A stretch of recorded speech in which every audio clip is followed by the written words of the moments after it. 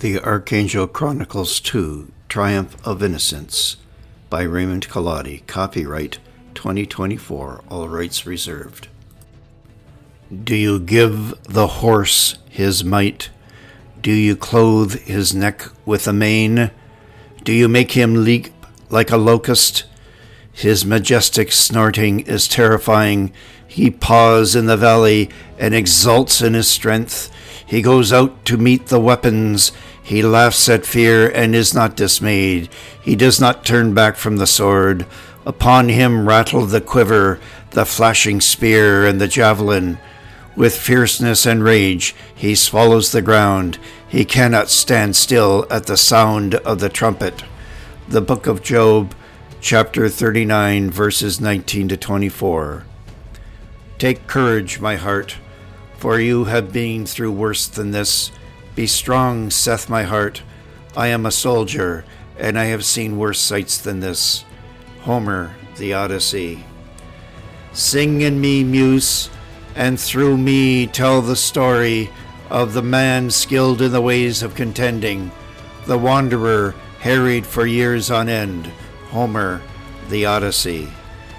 To my children, to whom the torch is passed, may you find many creative ways of carrying it.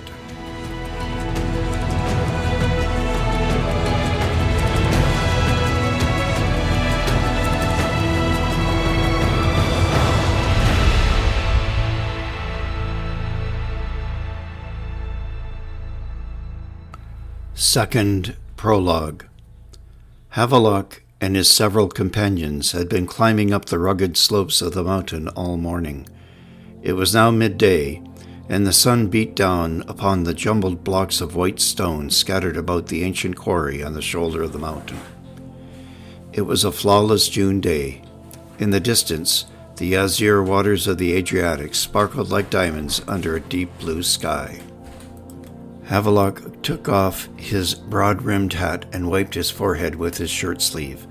He turned to his companion Hassan, making his way up the path behind him. Hassan stopped when he reached Havelock, dropped his backpack, and sat down in the shade of an overhanging rock. Tell me, Havelock, my friend, why is it that all of these so-called holy places we seek are always at such high altitudes? Good question, Hassan. What do you think, Alicia? Could you tell me why it is always so difficult to reach these kinds of places? Alicia Venini, direttrice della Antica of the district, joined the two men. In contrast to them, she displayed no outward signs of exertion. She spoke perfectly accented English, looking around the abandoned quarry. I would say, Mr. Havelock, that the mountains are often regarded as sacred places by the ancients. The divine ones were thought to reside in the heavens, which they are regarded as being in the sky or above them. Look around you, my friends. On reaching this place, do you not experience a sense of awe, a transcendent sense of space, of being above time? If we were among the ancients, wouldn't we build an altar here where the eagles fly? I have a different perspective, my friend, said Hassan. To me, it is an act of penance. We must strain these old limbs of mine to reach such a high place. The suffering through aches and pains of my tired old muscles are the payment that must be made to come to such an exalted space. Enough of this philosophy, you two, said Havelock. He peered into the shade cast by the high, smooth walls of the quarry face. It looks to me like this dead ends here, at the rock face. I do not see any opening, do you? Legend has it, Mr. Havelock, that there is a cave up there, just above the rock face. If you look closely, you will see some steps cut out of the rock over there. The direttrice pointed. What a strange place for a quarry, don't you think? Said Havelock. It's a long, difficult way to get any quarry rock down from this mountain. Ah, Mr. Havelock, I think the agents were much cleverer than we give them credit for, she said. They used many ropes, blocks and tackle, and as many slaves as are needed to move the stone. What was quarried here was a very fine-grained marble used for carving sculptures by the artistes in the village below. From there, statues of heroes, emperors, and gods were shaped all over the empire. You must not forget that gravity does most of the work getting the stone down from this mountain. They had their systems. But why was this place abandoned? Asked Havelock. The Diretice ran her hand along the abandoned smooth blocks of marble. That is a good question. Even today, with the quality of the stone, would lend itself to many uses. But the legends persist. This place came to be regarded as a holy in the public imagination. So why the association with St. Michael? Asked Hassan. The Diretice smiled.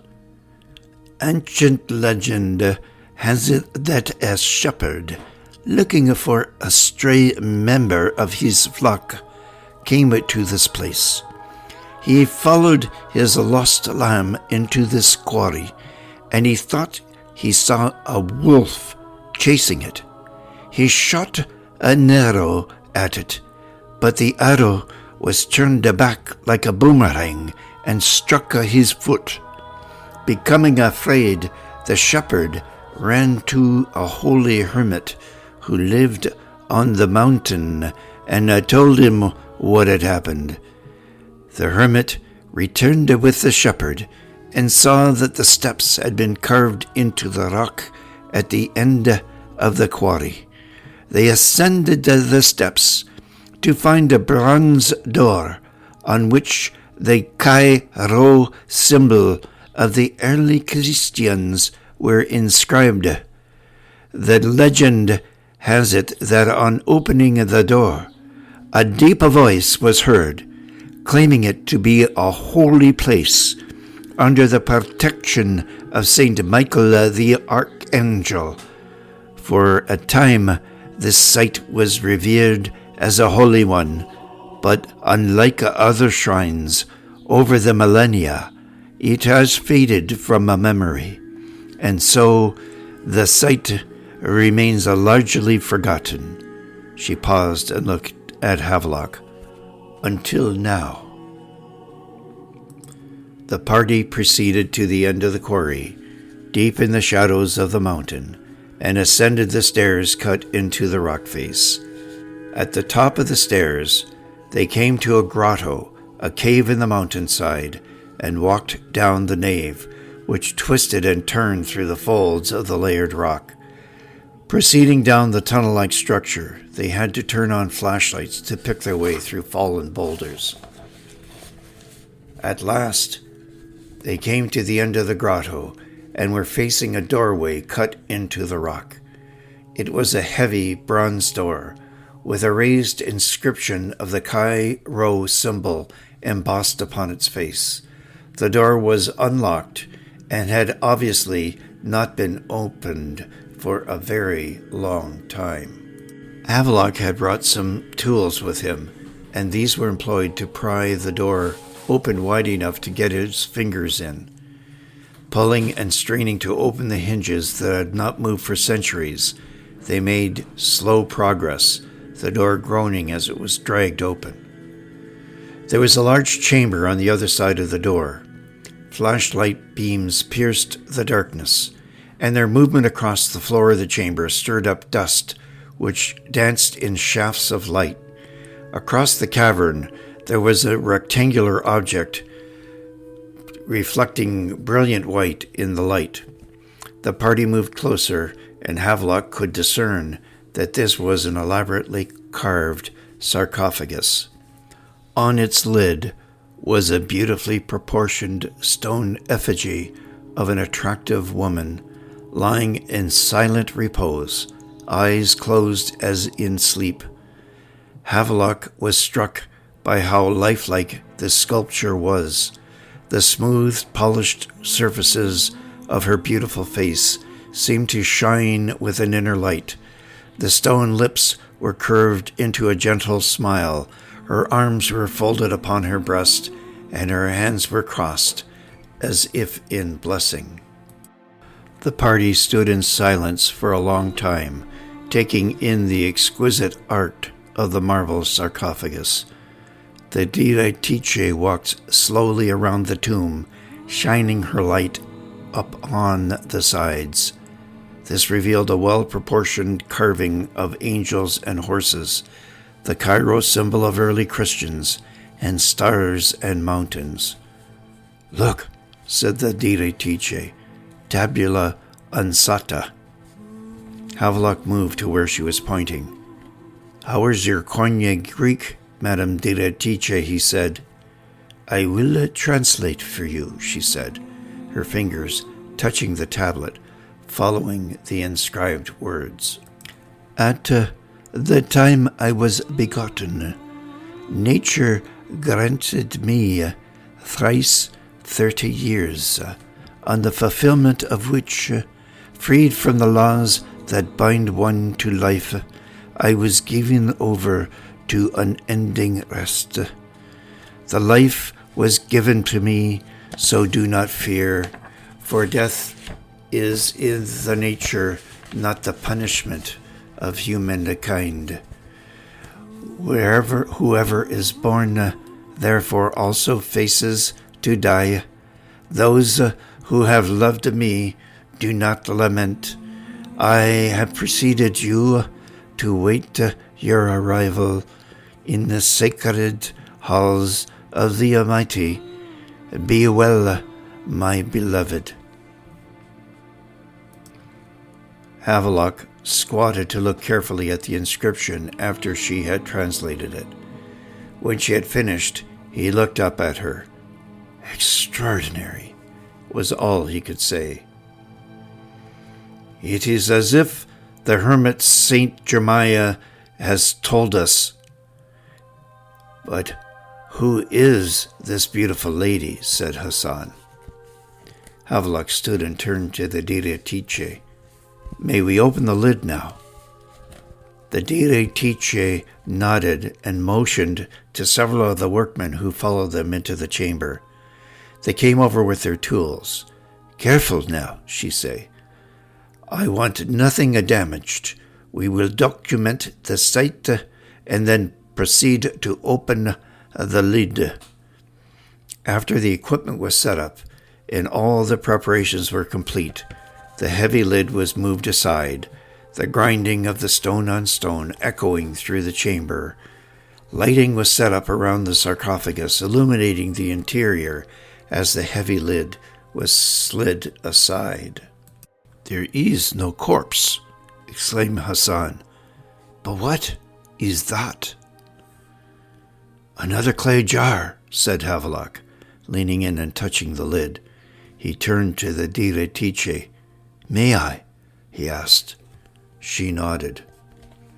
Using both hands, Havelock carefully unscrewed the lid and lifted. The bright lights now revealed the contents of the open jar. Havelock turned to Hassan, an expression of ecstasy on his face. "There are 3 more scrolls, just as the hermit told us," he said. "Come on now," said the Direttore. "Let us bring this to a place where we can read them."